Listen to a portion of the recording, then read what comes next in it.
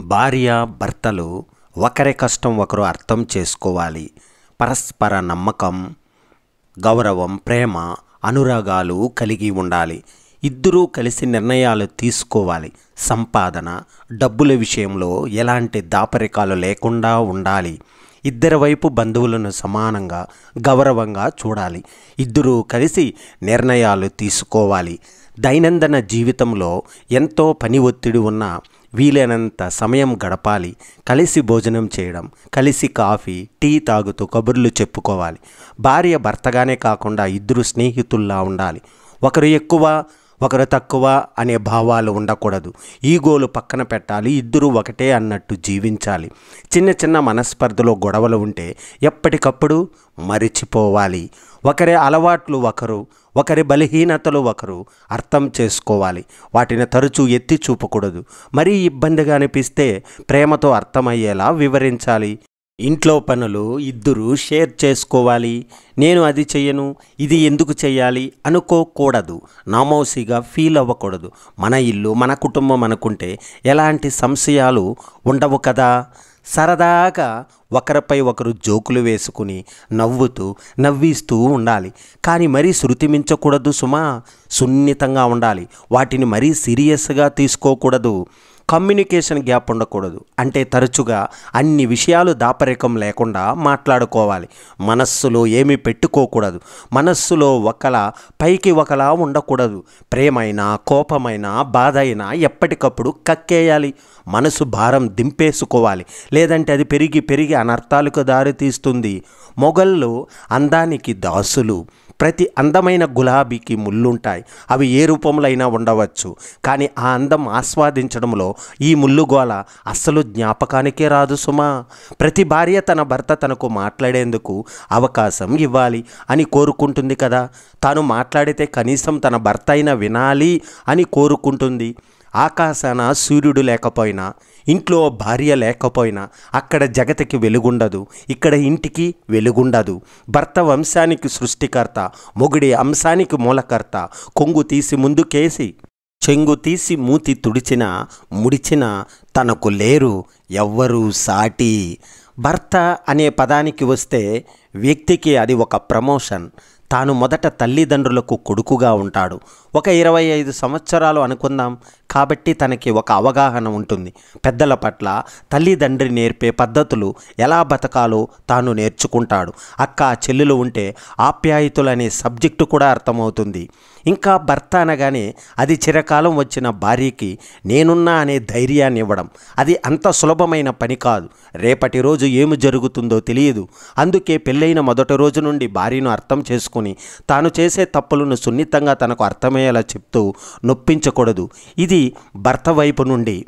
ఇలాలో తను లేని ఇల్లు కలలో ఊహకందనే భావన. బిడ్డలను ఆదరించి, పెద్దల సేవలో తరించి, భర్తను మురిపించి, మైమరిపించి, బ్రతుకు మీద ఆశలు పెంచి, చెడు ఆలోచనలు త్రుంచి, భ్రమరంలా ఎగురుతూ భర్తను భ్రమల నుండి క్రిందికి దించుతూ, కళ్ళు కాయలు కాచేలా భర్త జీవితాన పువ్వులు పూచేలా చేసిన జీతం లేని పని మనిషి, జీవితాన్ని అందించే మన మనిషి.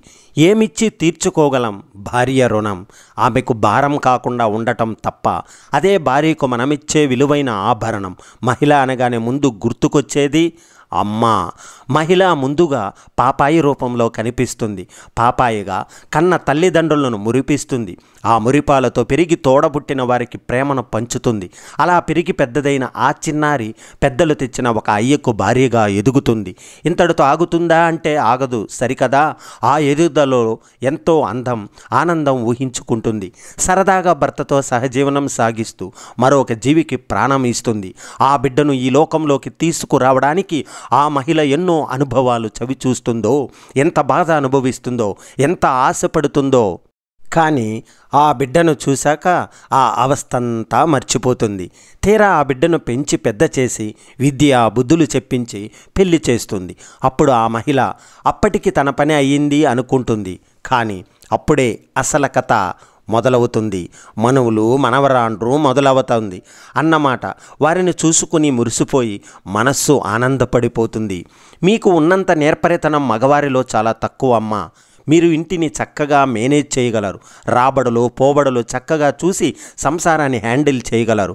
చాలా త్వరగా డెసిషన్ మేకింగ్ చేయగలరు. ఫైనాన్షియల్ క్రైసిస్లో కూడా చాకచక్యంగా నడపగలరు. కానీ మీలా మగవాళ్ళు ఉండరు. ఒకటి కష్టాన్ని చూసి ఒక 10 రూపాయలు ధారాళంగా ఇవ్వాలనుకుంటాడు. అప్పుడు ఎప్పుడూ చూడు దుబారా చేస్తున్నాడు అనకుండా పాపం అతనికి ఎన్ని కష్టాలున్నాయో అని అనేలా చెయ్యనివ్వండి. ఒకరికి పెట్టాలని మనసుండడం కూడా మంచి విషయమే కదా. ఏదైనా పోట్లాడి మాటా వచ్చినప్పుడు అతని వర్షన్ కూడా వినాలంటాడు. అంతే తప్ప మీదైనా తనదైనా సారీ మాత్రం చెప్తాడు కదా. తనని మాట్లాడనివ్వండి. ఏదైనా ఆర్థిక పరంగా తప్పటడుగు వేశాడు, కొంచెం నష్టం వచ్చింది, గాబారా పడుతున్నప్పుడు మీరు భుజం పైన చెయ్యి ఉంచి అన్నీ సర్దుకుంటాయి పర్లేదనే ధైర్యం చెప్పండి. అప్పుడు ఆయన కంటికి మీరు సాక్షాత్తు లక్ష్మీదేవే. ఎన్నో పనుల్లో ఉండి ఒక్కోసారి మిమ్మల్ని అశ్రద్ధ చేయవచ్చు, మీకోసం సమయం ఇవ్వకపోవచ్చు. కావాలని చెయ్యరుగా. పేచీ పెట్టకుండా ఇంకో రోజు తీసుకెళ్లరా అని అడగండి. చేయకుండా ఉంటాడా? అన్నిటికంటే ముఖ్యంగా మీరు అంతర్లీనంగా ప్రశ్నలు అడుగుతారు. వాడి బుర్రకు తోచదు, మట్టి బుర్ర అనుకుని డైరెక్ట్గా అడగకండి. అంతేగాని ఇది కూడా తెలియదు అనుకోకండి. మీకున్నంత లౌక్యం వారికి ఉండదు కదా. ఒక భర్త భార్య నుంచి ఆశించేవేమీ పెద్దగా ఉండవమ్మా. మీ సమయం, అతని ఎత్తు పల్లాల్లో మీ తోడు, అతని పిల్లల కోసం మీ సమయం. నవ్వుతూ నవ్విస్తూ ఉల్లాసంగా ఉండండి చాలు. ఆయనకి ఇలా ఉండడమే పెద్ద వరం. తన అస్తమానం కీచులాడుతూనే ఉంటుంది. మొగుడు తప్ప అందరూ మంచివాళ్ళనంటుంది. పదే గిల్లి చూసుకుంటున్నట్టుగా ఏం మాయరోగం వచ్చిందో, మాటగాని పడిపోయిందా ఏమోయ్ అని దగ్గరికొచ్చి ఏమోయ్ నీ వాక్కు పడిపోయిందా, అలా గోడ కొట్టిన మేకులా బిగుసుకుపోయావేమి, లే ఎంత పొద్దయిందో కూడా వంటికి పట్టడం లేదా, తినేళ్ళి ఆ పనేంటో చూడు, నా వల్ల కాదు, నిన్ను నీ పిల్లలను ఏగను.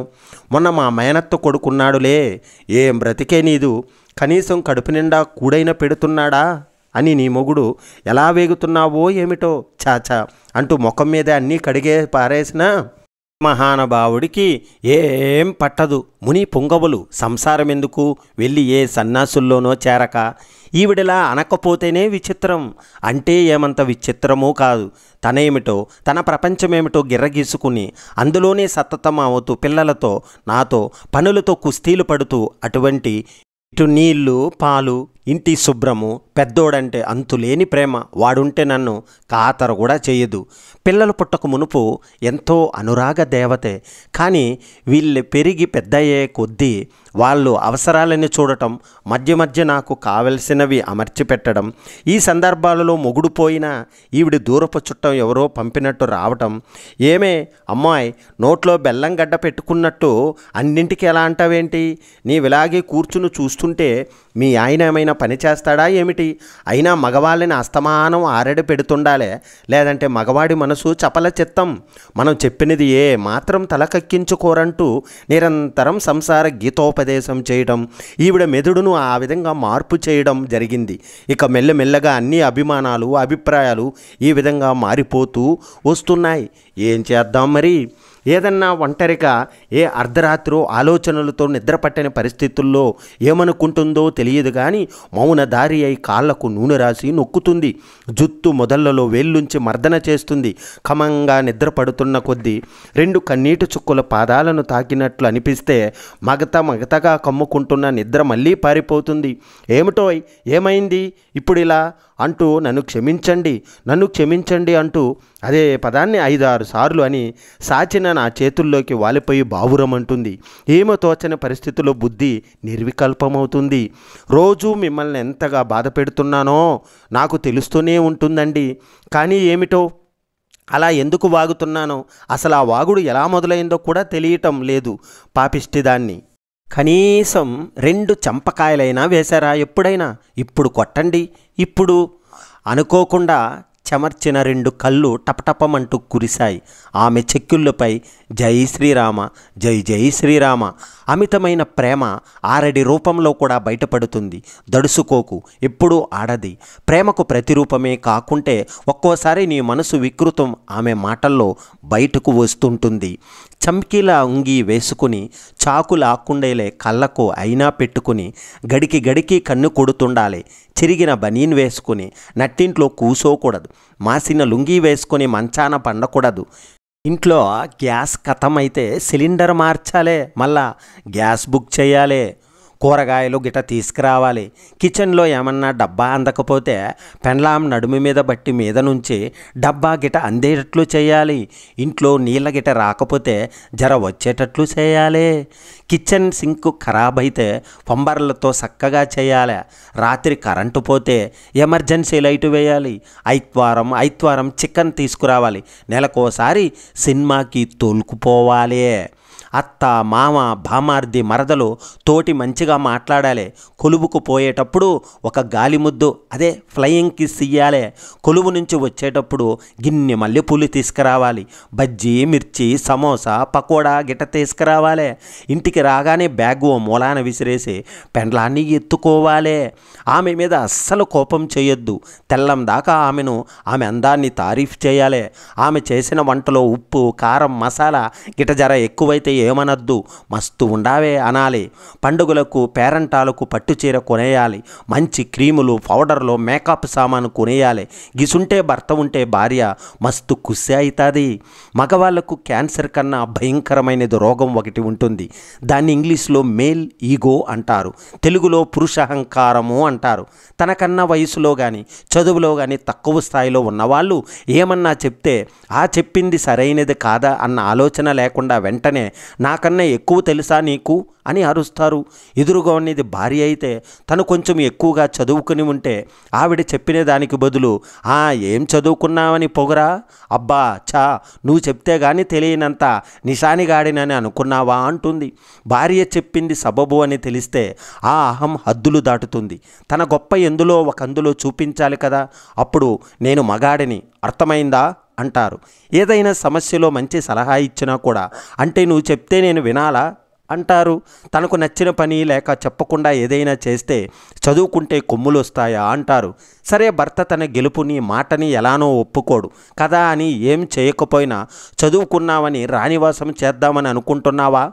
పొరపాటు ఏదైనా చేస్తే ఆ మాత్రం తెలియదా?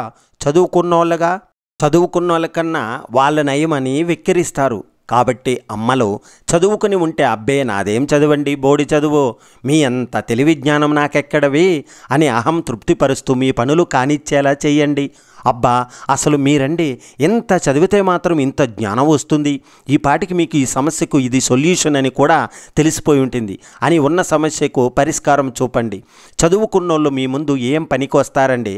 వాళ్ళ భార్యల మెడలు బోసిగానే ఉంటాయనండి. నెక్లెస్ కాకపోయినా కనీసం సన్నటి గొలుసైనా వస్తుంది సుమా. ఒకవేళ చదువు లేదనే ఆత్మన్యూన్యతతో ఉన్నట్టయితే ఫ్రాయిడ్ చదువుకున్నాడా, ఐన్స్టీన్ చదువుకున్నాడా, థామస్ అల్వా ఎడిసన్ చదువుకున్నాడా, పివి నరసింహారావు చదువుకున్నాడా? అయినా గొప్పవాళ్ళు అవ్వలేదు అనండి. వాళ్ళు చదువుకున్న విషయం తెలియకపోయినా అలాంటి రెఫరెన్సులు ఇస్తే మోటివేట్ అవుతారు సుమా. గుర్తుపెట్టుకో. పైన చెప్పిన డైలాగుల్లో ప్రతిదానికి అబ్బా అనేలా అడక్కండి. కళ్ళల్లో మెరుపులు నిజంగా తనని గుర్తించినట్టు, అసలేదో అద్భుతం చూస్తున్నట్టు, అంతటి మగాడు భూమికి దొరకటమే భాగ్యం అన్నట్టు చేస్తూ వెళ్ళాలి. అర్థం చేసుకునే మగాడు దక్కడం అంటే తీసుకున్న లాటరీ టికెట్కి ₹1,00,00,000 తగ్గడం లాంటిది. నాతో బానే ఉంటాడులే అనుకునే లోపు అహం అవాహన అవుతుంది. సమానత్వం వస్తుందని ఎదురు చూస్తూ కూర్చుంటే దానికి ఇంకో 100 సంవత్సరాలు పడుతుందని అనిపిస్తుంది. మార్పు మొదలైంది కానీ అది మరీ నత్తనడక నడుస్తుంది. నీకంటూ ఒక క్షణం వస్తుందని ఎదురు చూసే బదులు ఆ సమయం రావడం కోసం నువ్వే ప్రయత్నించడం చాలా గొప్ప విషయం. మనందరిలో అపరిమితమైన శక్తి ఉంటుంది. దాన్ని తెలుసుకోవడంలోనే అంతా ఉంది. మనకేం కావాలో ఏమి వద్దో మన మనస్సు, శరీరం చెబుతాయి. గ్రహించగలిగే శక్తి ఉంటే ఆ ప్రకారం చూసుకుంటే అంతా సవ్యంగానే ముందుకు సాగుతుంది. ఈ ప్రయాణంలో ఎంత చేయాలన్నా దానికి పరిమితులు, కొలమానాలు ఏమీ లేవు. చేయాలన్న చిత్తశుద్ధి చేసిన దీక్ష మాత్రమే కావాల్సింది. అప్పుడు అద్భుతాలు వాటంతట అవే సహకారం అవుతాయి. ప్రతి ఎదురు దెబ్బ ఒక అవకాశాన్ని అందిస్తుంది. జీవితంలో చైతన్యం ఎప్పుడు ఓటమితోనే ప్రారంభమవుతుంది. ఎదురు దెబ్బలోనే నిగూఢంగా ఒక అవకాశం కూడా దాగి ఉంటుంది. దాన్ని సరియైన సమయంలో గుర్తించి అందిపుచ్చుకోవడానికి అప్రమత్తంగా ఉండాలి. అదే విజయానికి నాంది పలుకుతుంది. సరి అయిన మార్గంలో నడువు. ఈ ప్రపంచంలో ఏ శక్తి నిన్ను ఏమీ చెయ్యలేదు. ఇదే నిన్ను ముందుకు కదిలించే సూత్రం. నేను ఏదైనా పని ఒక్కసారి మొదలు పెడితే దాన్ని పూర్తి చేసినప్పుడే ఆపేది. ఏదైనా సరే మధ్యలో వదిలిపెట్టను. ఇది నా స్వభావం, ప్రేరణ. అదే నన్ను నడిపించే శక్తి. అదే మారుతున్న ప్రపంచంలో మనము మారాలి. పురోగతి దిశగా కాలానుగుణమైన పరివర్తన సాధించడం అవసరం. ఈ భూమి పుట్టిన నుంచి మార్పు ఒక్కటే శాశ్వతమైనది అని ప్రతి ఒక్కరూ భావించాలి, అనుకోవాలి. ఏ వ్యాపకంలోనైనా క్రమశిక్షణ అనేది అన్నింటికన్నా ముఖ్యం. సంస్థ నాయకుడు క్రమశిక్షణను పాటిస్తే మనము అనుసరిస్తాం. క్రమశిక్షణ వల్ల నేను పొందిన ప్రయోజనం, నాకు దానిపై నమ్మకాన్ని పెంచింది. నాకు స్ఫూర్తి ఏ ఒక్కరూ అనే ప్రత్యేకమైన చెప్పలేం. మన చుట్టూ ఉన్న ప్రపంచమే ఒక పెద్ద పాఠశాల. ఒకరిద్దరు వ్యక్తుల నుంచి కాకుండా మొత్తం సమాజం నుంచి స్ఫూర్తి పొందాను. క్రమశిక్షణ, కష్టపడటం, కలిసి పనిచేయడం ఇవే నా విజయానికి మూల కారణం అనుకోవాలి. ప్రతి వేకువలోను విజయాన్ని మోసుకొచ్చి చీకటిని చీల్చి జగతిని జాగృతం చేసే బాలబాణుని నునులేత ప్రకాశాన్ని తనివి తీరా ఆస్వాదించడం మనకు అలవాటు. సూర్యుని ప్రస్థానం ఏ రోజుకు ఆ రోజు కొత్త ఉత్సాహాన్ని నింపుతుంది. తెల్లవారుజామున 3 గంటలకే మన ప్రస్తావన మొదలవుతుంది. ఏదో ఒకటి చేయాలన్న తపన, ఏదైనా సాధించినప్పుడు పొందే తృప్తి, వీటిని మించిన ప్రోత్సాహాలు లేవు. వేకువలో నువ్వు విజయాన్ని మోసుకొచ్చి చీకటిని చీల్చి జగతిని జాగృతం చేసే అవకాశాన్ని ఇదేరా ఆస్వాదించడం నాకు అలవాటు ఉంది. సూర్యుని ప్రస్థానం ఏ రోజుకు ఆ రోజు కొత్త ఉత్సాహాన్ని నింపుతుంది. తెల్లవారుజామున 3 గంటలు అవుతుంది. ఏదో ఒకటి చేయాలన్న తపన, ఏదైనా సాధించినప్పుడు పొందే తృప్తి, వీటికి మించిన లేవు. నిర్ణయాలు తీసుకోవలసి వచ్చినప్పుడు ఎంతసేపు ఆలోచించాలో అంతసేపు ఆలోచించాలి. కాలయాపన చేసే అవకాశాలను వదులుకోవద్దు. సాహసవంతులను, కార్య సాధకులను మాత్రమే విజయం వరిస్తుందని నిజాన్ని ఎప్పుడు మరవద్దు. గెలుపు సాధించడం కన్నా దానిని నిలబెట్టుకోవడం చాలా ముఖ్యం. మిమ్మల్ని మీరు నేను ఎవరిని అని ప్రశ్నించుకోవడం ఇకపై మానేయండి. నేను ఏం కాబోతున్నాను అన్న ప్రశ్న వేసుకోవడం ప్రారంభించండి. ఈ క్షణంలో జీవించడం ముఖ్యం. అయితే మిమ్మల్ని మీరు భవిష్యత్తులో ఊహించుకోండి. దానికి అనుగుణంగా జీవించడం అంతకంటే ముఖ్యం. మెరుగైన భవిష్యత్తును బలంగా ఊహించుకోండి. ఇదే సాకారం అవుతుంది. ఆరోగ్యకర ఆహారం తీసుకోవడం అంటే కేవలం ఆహార నియమం పాటిస్తున్నట్టు కాదు. మరి మీ శరీరాన్ని, మీ భవిష్యత్తు మీరు గౌరవించుకోవడం కూడా. మీరు ప్రతి భోజనాన్ని నిశితంగా గమనించుకోండి.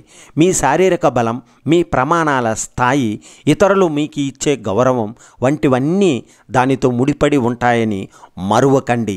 నాయకత్వం అంటే కష్టపడి పనిచేయడం కాదు, అందుబాటులో ఉన్న వనరులను, సమయాన్ని మెరుగ్గా వినియోగించుకోవడం.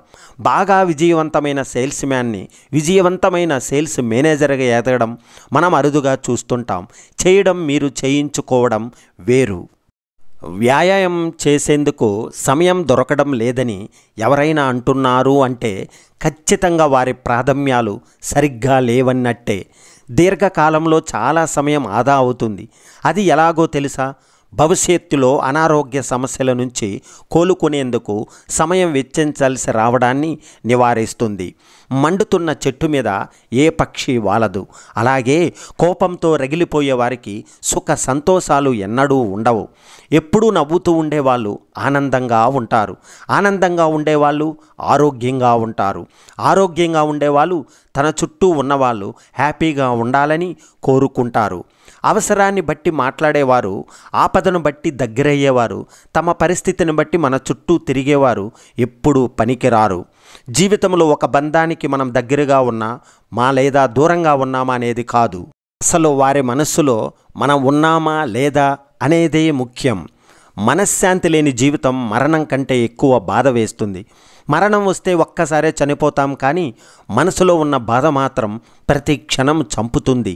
కష్టాల్లో ఉన్నప్పుడు మిత్రులు మనస్తత్వాలు, వృద్ధాప్యంలో ఉన్నప్పుడు బిడ్డల మనస్తత్వాలు, పేదరికంలో ఉన్నప్పుడు బంధువుల మనస్తత్వాలు బయటపడతాయి అంటారు. దండిస్తే పిల్లలు కుమిలిపోతారు. మళ్ళీ తప్పు చేయకుండా నిరోధించాలన్న భావనతో మీ పిల్లలు దండనకు గురైనప్పుడు నేను చేసిన తప్పేంటి, అసలు ఏం చేసి ఉంటే బాగుండేది అని ఆలోచించరు. దానికి బదులు తమ తల్లిదండ్రుల గురించి వ్యతిరేకంగా ఆలోచిస్తారు. తాము చేసిన చిన్న తప్పులకు ఇంతటి శిక్ష విధించడం ఏమిటని మనస్సులో కుమిలిపోతారు. పిల్లల్ని కొట్టడం, తిట్టడం మానేయండి.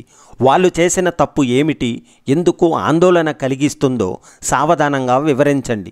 మరోసారి అలాంటి తప్పు జరగకుండా ఎలా చూసుకోవాలో చెప్పండి. అంతటితో జీవితమేమి ముగిసిపోదు. మీరు విఫలమైనప్పుడు, ఇష్టమైన వ్యక్తి దూరమైనప్పుడు జీవితమేమి ముగిసిపోదు. తీవ్ర ఆందోళనకు గురైనప్పుడు, ఏదైనా పెద్ద తప్పు చేసినప్పుడు, ప్రజెంటేషన్ సరిగ్గా ఇవ్వనప్పుడు కూడా అదే వర్తిస్తుంది. ఎదురు దెబ్బలను మరీ పెద్దగా ఊహించుకోకండి. పట్టుదలతో ప్రయాణాన్ని కొనసాగించండి. ఎదురు దెబ్బలను అధిగమించి ముందుకెళ్ళినప్పుడే జీవితంలో ఉన్నత శిఖరాలను చేరుకోగలం. మీలోని అత్యుత్తమ వ్యక్తి బయటకు రావాలంటే పడకను సర్దుకోవడం, దంతాలను శుభ్రం చేసుకోవడం, ఎక్కడికైనా సరే ముందుగా చెప్పిన సమయానికి చేరుకోవడం, ఇంటిని శుభ్రం చేసుకోవడం చూడటానికి చిన్న పనుల్లా కనిపిస్తాయి. అంత ముఖ్యమైనవి కావని కూడా కనిపిస్తాయి. కానీ వాటిని నిర్లక్ష్యం చేయకండి. ఇలాంటి పనులు ప్రతిరోజు సరిగ్గా చేసుకుంటూ క్రమంగా మీలోని క్రమశిక్షణ పెంపొందుతుంది. ప్రపంచంలో ముఖ్యమైన కరెన్సీలు 3. అవి సమయం, డబ్బు, జ్ఞానం. ఈ మూడింటిలో మీకు ఏది కావాలన్న దాన్ని పొందేందుకు మిగతా రెండింటినీ వినియోగించండి. ఒంటరితనం అనేది చిత్రవద తెలిసి కూడా చాలామంది తమకు తాము ఈ శిక్ష వేసుకుంటున్నారు. కలవకుండా ఒంటరిగా గడుపుతున్నారు. పైగా కొంతమంది దానికి ఏకాంతమైన ముసుగు వేసుకుంటున్నారు. ఒంటరితనంతో ఒరిగేదేమీ లేదు. తోటి వారితో కలిసి అందరితో వీలైనంత ఎక్కువసేపు ఆనందంగా గడపండి. మీ జీవిత గమనంపై మీరు సంతృప్తిగా లేరా? అయితే మీకు మీరు 3 నెలల సమయం కేటాయించుకోండి. మిమ్మల్ని మీరు ప్రేమించడం, జాగ్రత్తగా చూసుకోవడం అలవాటు చేసుకోండి. మీ సమయాన్ని యాప్లను, ఫోన్ల నుండి తీసేయండి. పనికిరాని వ్యక్తుల నెంబర్లను బ్లాక్ చేయండి. రోజు తెల్లవారుజామునే నిద్రలేవండి. వ్యాయామం చేయండి. ఎక్కడికి వెళ్ళా పని లేకపోయినా సరే నీట్గా డ్రెస్ వేసుకోండి. ఆరోగ్యకర ఆహారం తీసుకోండి. కొన్ని పుస్తకాలు చదవండి. ఎప్పటి నుంచో మీరు కోరుకుంటున్న వ్యక్తిగా మారండి. వరుసగా 3 నెలలు ఇలా చేస్తే ఇవన్నీ మీ జీవిత కాలపు అలవాట్లుగా మారతాయి. వాటి ఫలాలు క్రమంగా అందుతాయి. మీ ఆలోచనల విషయంలో జాగ్రత్తగా ఉండండి. ఎందుకంటే అవి మీ మాటలుగా మారుతాయి. మాటల విషయంలో అప్రమత్తంగా ఉండండి. అవి మీ చర్యలుగా కార్యరూపం దాలుస్తాయి. మీ చర్యలు నిశ్చితంగా గమనించుకోండి. ఎందుకంటే అవి అలవాట్లుగా రూపాంతరం చెందుతాయి. అలవాట్లు పరిశీలించుకోండి. ఎందుకంటే అవే మీ వ్యక్తిత్వాన్ని తీర్చిదిద్దుతాయి. మీ వ్యక్తిత్వమే మీ జీవిత గమనాన్ని నిర్దేశిస్తుంది అనే విషయాన్ని గుర్తుంచుకోండి మిత్రమా. చాలామంది పనిలో పడిపోయింది. పిల్లలతో తర్వాత చాలా సమయం గడుపుతారు. నా ఆరోగ్యం పై తర్వాత బాగా దృష్టి పెడతా, స్వేచ్ఛను తర్వాత ఇస్తా అని అనుకుంటారు. చేదు వాస్తవం ఏమిటంటే ఊహించుకునే తర్వాత అనేది ఎప్పటికీ రాదు. మీకు తిరిగి దొరికే సమయానికి పిల్లలు పెద్దవాళ్ళు ఉన్నారు. మీ ఆరోగ్యం, స్వేచ్ఛను ఆనందించే ఓపిక ఉండదు. కాబట్టి ఎప్పటికెప్పుడు కల్పించుకొని ముందుకు సాగిపోవడమే ఉత్తమం. జీవితం అనే నాటకానికి మీరే రచయిత.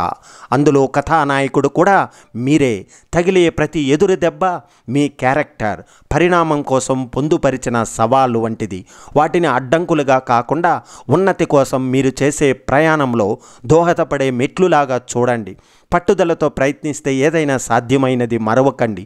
దృఢమైన విశ్వాసంతో కృషి చేస్తే ఈ విశ్వం కూడా లక్ష్య సాధనలో మెరుగవుతుంది. మీకంటే తక్కువ మేధో సామర్థ్యం ఉన్నవారి సంపాదన కూడా మీతో పోలిస్తే చాలా ఎక్కువగా ఉండటం చూసి ఆశ్చర్యపోతున్నారా? ప్రధానంగా 3 కారణాల వల్ల వారికి అది సాధ్యమవుతుంది. అవి అధిక ఏకాగ్రత, మెరుగైన ప్రాధాన్యాల, ఉత్తమ క్రమశిక్షణ. మీ పనితీరును సమీక్షించుకొని పై 3 లక్షణాలను అలవర్చుకోండి. అందరూ నివ్విరిపోయేలా మీరు చాలా మెరుగైన ఫలితాలు రాబట్టగలరు. పరిస్థితులు మారినప్పుడు వాటికి అనుగుణంగా మీ మనస్సు మార్చుకోవడానికి ఎప్పుడూ భయపడకండి. నిర్ణయాలు మార్చుకోవడం బలహీనతకు సంకేతం ఏమీ కాదు. పరిస్థితులకు తగ్గట్టు మిమ్మల్ని మీరు మలుచుకోగల సామర్థ్యానికి మీరు ఎదురుగా వెళ్ళాలి. మనం ఇతరుల చర్యలతో ఇబ్బంది పడినప్పుడు వారి నుంచి క్షమాపణల కోసం ఎదురు చూస్తుంటాం. వారు చెప్పే క్షమాపణ మన మనస్సుకు శాంతన కలిగిస్తుంది అని, తప్పు వారి వల్లే జరిగిందని నిర్ధారిస్తుందని భావిస్తుంటాం.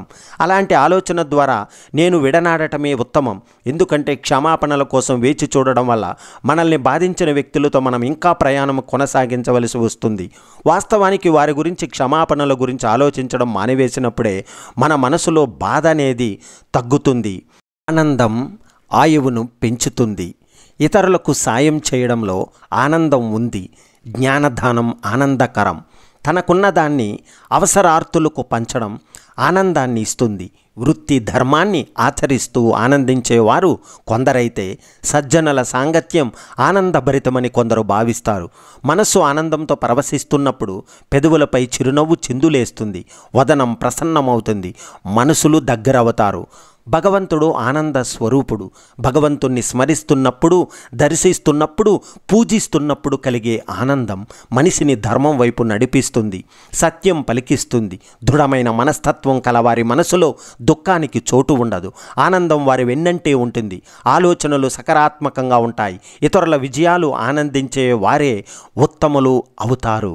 గుర్తుపెట్టుకో మిత్రమా, జీవితంలో మనం నాటిన విత్తు మొక్కగా ఎదిగి వృక్షంగా మారుతున్నప్పుడు, పశుపక్ష్యాదులను సేవిస్తున్నప్పుడు, ఆపదలో ఉన్నవారిని ఆదుకున్నప్పుడు, లక్ష్యం సాధించినప్పుడు కలిగే ఆనందం పూర్వం అది భగవాదు అనుగ్రహం, కష్టాలు స్వయంకృతాలు అని తెలుసుకోగలిగిన జ్ఞాని జీవిత పరమార్థాన్ని తప్పక గ్రహిస్తాడు. ఓ పనిని ఎలాగైనా పూర్తి చేసి తీరాలనుకునేవారు అందుకు మార్గాలను అన్వేషిస్తారు. ఆ పని చేయడం ఇష్టం లేని వారు మాత్రం సాకులను వెతుక్కుంటారు. లక్ష్య సాధన మార్గాల కోసం ప్రయత్నించేవారు ఏదో రోజు తప్పకుండా గమ్యాన్ని చేరువుకుంటారు. కానీ సావులకు అలవాటు పడిన వారు జీవితాంతం అక్కడే ఉండిపోతారు. మరి మీరు ఎలాంటి వారో మీరే గుర్తుపెట్టుకోండి. నేటి ఆధునిక ప్రపంచంలో విజయం అనేది కేవలం కష్టపడి పని చేయడానికి సంబంధించింది కాదు. మన శక్తియుతులను ఎప్పుడు ఎక్కడ కేంద్రీకరించాలో తెలుసుకోవడం చాలా ముఖ్యం. ఇందుకోసం మీ పనులను ABC అనే 3 విభాగాలుగా వర్గీకరించుకోండి. ఏ ఖచ్చితంగా చేయాల్సిన పని, వీటి ప్రభావం చాలా ఎక్కువ, వెంటనే చేసేయాలి. B ముఖ్యమైన పనులే అయితే వీటిని పూర్తి చేసేందుకు కాస్త సమయం తీసుకోవాలి.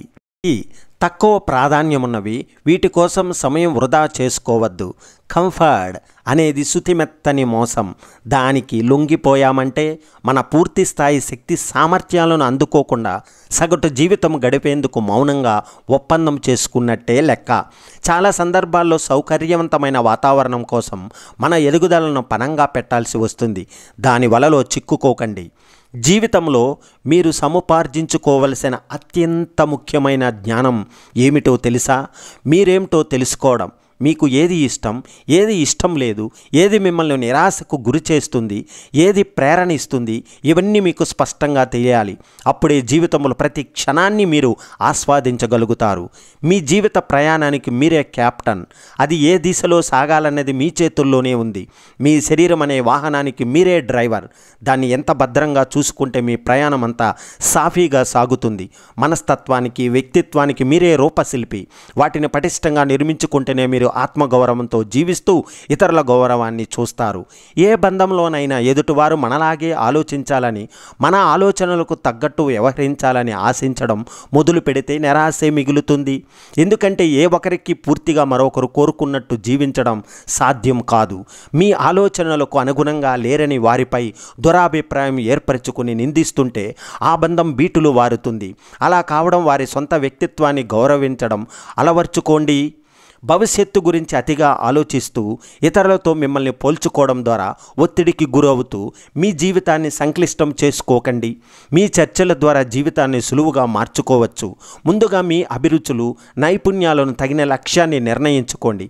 దాన్ని సాధించడానికి క్రమబద్ధ జీవితాన్ని అలవర్చుకోండి. స్థిర ప్రయత్నాలు కొనసాగించండి. సమస్యలను పరిష్కరించే నేర్పు, బృంద సభ్యులతో కలిసిపోయి పనిచేసే స్వభావం, సమయపాలన, వైఫల్యం వచ్చినా సడలని ధైర్యం, భావోద్వేగాలపై నియంత్రణ, సృజనాత్మకత, నిరంతరం నేర్చుకునే ఆసక్తి, దూరదృష్టి ఈ లక్షణాలు ఉన్నవారు ఏ రంగంలోనైనా సరే రాణిస్తారు. ఏ రంగంలోనైనా సరే ఇతరులకు సాధ్యం కానంత ప్రావీణ్యం సాధించడాన్ని మీ లక్ష్యంగా పెట్టుకోండి. ఎందుకంటే ప్రావీణ్యాన్ని ధనవంతులు కొనుక్కోలేరు, ఓపిక లేని వారు దక్కించుకోలేరు, బడా బాబులు పిల్లల వారసత్వంగా పొందలేరు, దాన్ని మీ నుంచి ఎవరు దొంగలించలేరు. కేవలం కష్టం ద్వారానే ప్రావీణ్యాన్ని పొందడం సాధ్యమవుతుంది. అదొక అత్యున్నత హోదా. జీవితంలో కొన్నిసార్లు చాలా క్లిష్ట పరిస్థితులు ఎదురవుతాయి. తట్టుకోలేనంత బాధ అనుభవించవలసి వస్తుంది. అలాంటి సమయాల్లో అదే వేదన జీవితాంతం ఉంటుందని సులభంగా నమ్మేస్తుంటాం. కానీ అది పొరపాటు. కాలంతో పాటు పరిస్థితులు మారుతాయి, మనసుకు తగిలిన గాయాలు నయమవుతాయి. కాకపోతే కొన్నిసార్లు ఆ ప్రక్రియ చాలా నెమ్మదిగా సాగుతుంది. రేపు కూడా ఈరోజులాగే ఉంటుందని మాత్రం మీరు భావించకండి. మీరు ఎంత మంచివారైనా కావచ్చు, మీ ఉద్దేశం ఎంత గొప్పదైనా అయ్యుండొచ్చు, గతంలో ఎంతోమందికి సహాయం చేసి ఉండవచ్చు. అయినా కొందరు మీలో లోపాలను వెతుకుతూనే ఉంటారు, మీ గురించి ఏదో ఒకటి తప్పుగా చెప్తూనే ఉంటారు. ఒకవేళ వారి విమర్శలో ఏదైనా వాస్తవం ఉంటే దాన్ని సంగ్రహించండి. మిమ్మల్ని మరింత మెరుగ్గా తీర్చిదిద్దుకునేందుకు దక్కాల్సిన చక్కటి అవకాశంగా ఆ విమర్శను భావించండి. వాస్తవం లేకపోతే దాన్ని విస్మరించండి. పదే పదే అలాగే విమర్శిస్తుంటే కాస్త మృదువుగా వారికి మీ అభిప్రాయాన్ని చెప్పండి. మీరు కలలు కంటున్న జీవితాన్ని జీవించేందుకు వయసును మీద పడేదాకా ఎదురు చూడకండి. ఏదైనా పనిని ప్రారంభించేందుకు పరిస్థితులన్నీ అనుకూలంగా ఉండాలనుకుని పొరపడకండి. అత్యధిక సందర్భాల్లో ఒక పనిని మొదలుపెట్టేందుకు అత్యుత్తమ సమయం ఏమిటో తెలుసా? నిన్నటి రోజే. రెండో అత్యుత్తమ ముహూర్తం ఇప్పుడే. Thank you very much. జై హింద్. వందే మాతరం.